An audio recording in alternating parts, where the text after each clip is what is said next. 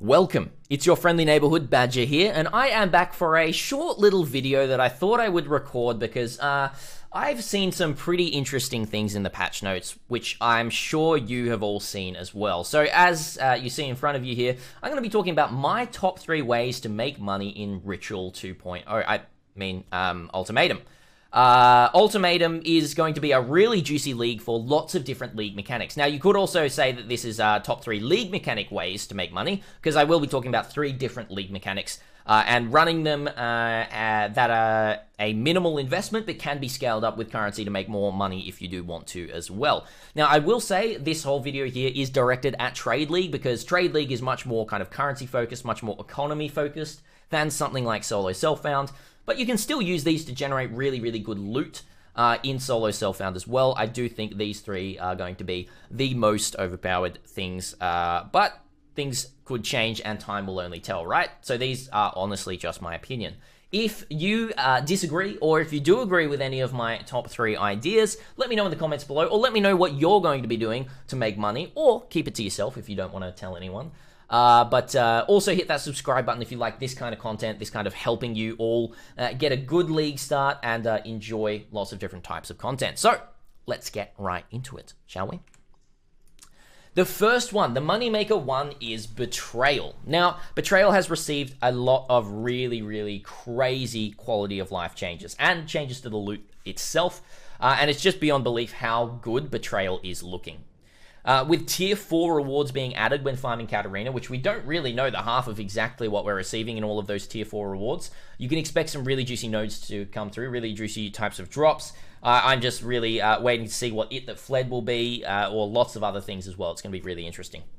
The added benefit of what I consider as drop-only modifiers are now being on unveiled items. So modifiers that can only be on veiled items being unveiled, or through Veiled Chaos Orbs, so not always drop only, but you can craft them through Veiled Chaos Orbs. It'll mean that all unveiled items should be worth at least something. Veiled Chaos Orbs should be quite expensive as well, and more value will be put on specific item bases, as there has been a buff to base-specific unveiled mod chance. Just what I mean by this is, say for example you get a weapon, there's a more chance now for that weapon to be unveiled and have the trigger craft on it than there has been previously, which is really nice. Now, grinding specific leaders is easier than ever, with the no leaders losing ranks on interrogation. But plus all of the Valdo's Rest Atlas passives are really, really nice as well. So basically get as many tier 3 peeps as you can. Some in specific areas, check other guides for the best. I think Cute Dog has a pretty good guide, and there's some other ones out there as well. And run Katarina. It seems like that's the play. So basically just grind up your tiers of levels of all of your leaders and everything like that as well, and then run Katarina.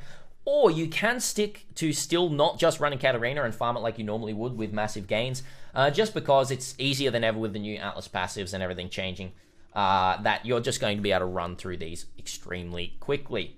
The one other big thing is winged scarabs being able to drop from rooms as well. I think the tier 4 rooms are going to be dropping winged ones, maybe the tier 3 ones, I can't quite remember. Winged scarabs, because there's a lot of changes happening in some other quite easy way to drop winged scarabs in previous leagues, is being nerfed.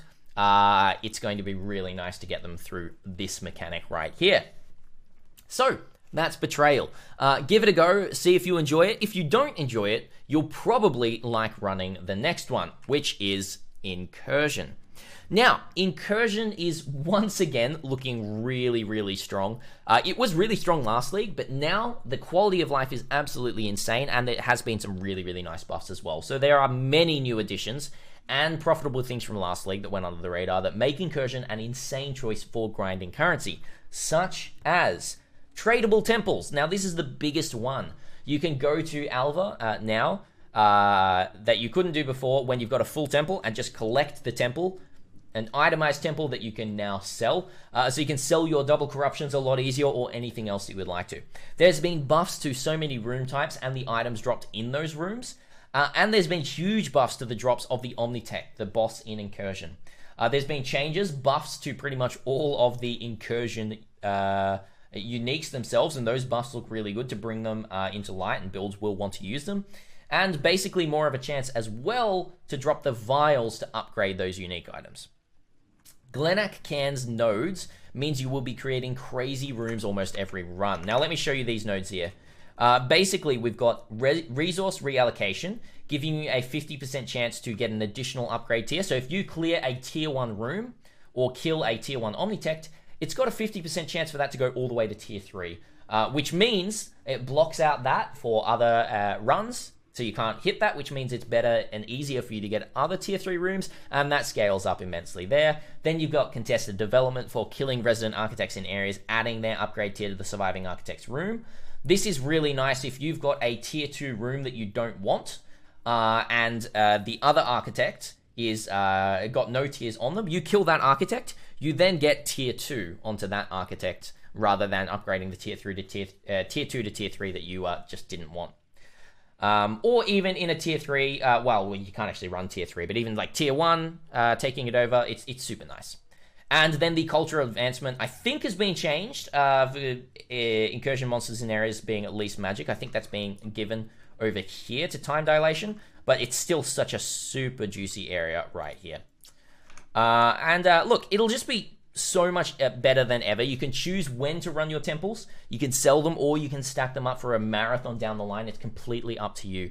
I think this is going to be, if you just went straight into Incursion and just kept doing Incursion, you generate crazy amounts of currency. So yeah, definitely do that one. That's a very, very low investment, insane high cost recuperation from Incursion right here. Now, you're probably all wondering what the third one is. You might be thinking, oh, maybe Blight, you know, maybe Delirium's still good, maybe Legion's still good. Nope. Harvest. My Moneymaker 3 is Harvest. I am a strong believer that the quality of life changes and the increases to rates of harvest increases to a bunch of other things in the harvest as well. Some added mods, some other added things to horticrafting. I'm not joking here. Harvest, this is not an April Fool's joke. Harvest is going to be as good or better than ever. Now, why? We're losing a lot of really cool mods, right? Well, though we are losing some top-end deterministic crafts, removing across the board still puts everyone at the same level. So either selling crafts through the Forbidden Trove Discord or making your own items to sell is just as strong money-wise, potentially even stronger because of the more crafts that we will be receiving. Now, the garden spawn is now way more deterministic. We are talking a base 60% more gardens. This does mean, yes, we are getting less seed crafts, but we are also getting at least 3 pairs of plots to choose from, up from 2. Did I also mention that Harvest is now a Zana mod? Okay? This is insane. It's just crazy getting a Zana mod as Harvest. I am a firm believer that this is way better for the more casual player or the more intermediate to medium player, and it is a nerf to the top end of crafts that you can make, but the money is still so much there. All right? We now receive 50% more Harvest horticrafting stations. Yes, I love using the word more in a Path of Exile sense. Basically, we go from 10 to 15 when we defeat Oshabi. More storage means more efficient farming, which means more selling or crafting for yourself. And as I said, the Forbidden Trove Discord to be able to sell and buy crafts, it is just broken. I don't like the system, but we still have the system. We're still going to have that system. And it is so simple to be able to just sell your crafts. But please be careful of scams. Please be really careful. The most common scams are people asking for really high collateral. So like, I'll craft on your 10x item if you give me a headhunter to hold, and then they'll run away with the headhunter. The other one is if they're using a divine orb or something like that, I'll re-roll the stats of your item. They basically just don't actually use that craft, and then they just give your item back, and they say to you, oh, no, I did roll it. It just hit the same mod. It just hit the same mod, right? The best thing that you can do is get them to stream, or be very careful about the kind of collateral that you are giving people. So be very careful on there. Even an exalted trader on the Forbidden Trove Discord can still scam you. You're not immune to scams no matter who you're trading with, all right? So do be careful about all of that. However, Harvest is going to be super strong. To end, these are not the only ways to make money, obviously. This video is much more centered around the Trade League than SSF, as I said at the start, for obvious reasons. These options here are minimal investment options, so starting out with nothing and gaining currency, but they also have ways to scale with currency investment. More money in and more money out. See the harvest on the map device for 12 chaos, right? That's all I really have to say. So as I said at the beginning, let me know in the comments below what your money-making strategies are for Trade League. Let me know if you think these are good ideas or if you think they're shit ideas. Let me know, tell me. I'm not going to get offended, but I probably will cry at the end of the night if you don't agree with this video. So please agree. Thank you so much for watching, everyone. As always, YouTuber shill time. Like and subscribe if you enjoy these videos. And I'll catch you next time. Until next time, Badger out.